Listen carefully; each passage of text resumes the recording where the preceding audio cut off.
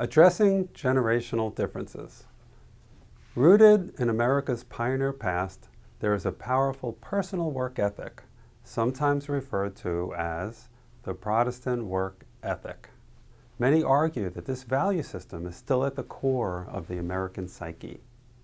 As a society, we officially value such qualities as diligence, hard work, pride of accomplishment, and a willingness to withstand privations and overcome hardships. However, it's also apparent that many entering today's workforce have different ideas about work than their parents and grandparents.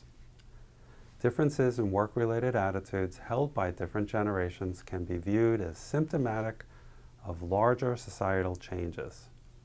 Particularly in rapidly changing societies like in much of the United States, the young and the elderly speak different languages.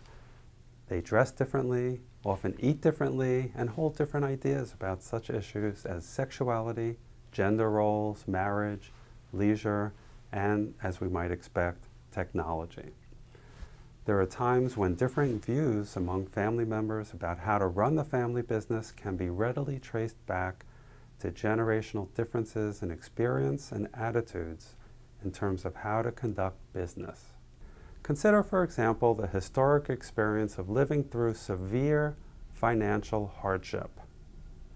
Previous generations that have experienced economically tough times tend to have a strong sense of thrift.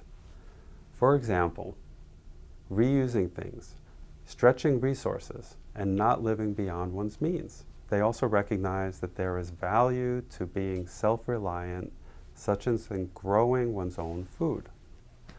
Although today's young people might gain an intellectual understanding of what happens when dollars are tight from history, classes they might have in school, they're not necessarily aware of or prepared for the emotional side of dealing with the loss and uncertainty that comes with personal financial hardship. Hence, they might be less cautious about spending and saving than family members from older generations. So in line with changes in the farming enterprise over the past 50 years, it's reasonable to expect that certain perceptions about farming businesses will vary along generational lines.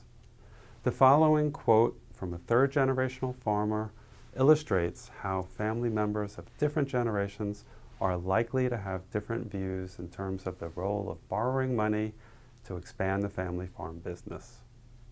The farmer says, "We scrimped and saved for years to get this farm off the ground. Our children have never known that. They think you can borrow for everything. To my grandfather, borrowing was immoral. To my father, it became a necessity. To me, it is normal." To ensure that intergenerational differences in experience and perspective do not lead to misunderstanding and conflict, it's important for family members to talk and listen to one another in a non-critical, non-judgmental, and non-threatening manner. Further, when each individual feels encouraged to contribute his or her skills and perspectives, there are various benefits to farm and family. Effective family communication can serve to encourage youth to enter the agricultural industry and increase attention paid to pre-retirement planning of older family members. With open, two-way communication, family members are better able to share their individually held views, explore common goals and values, and ideally move forward together in establishing shared visions for farm and family.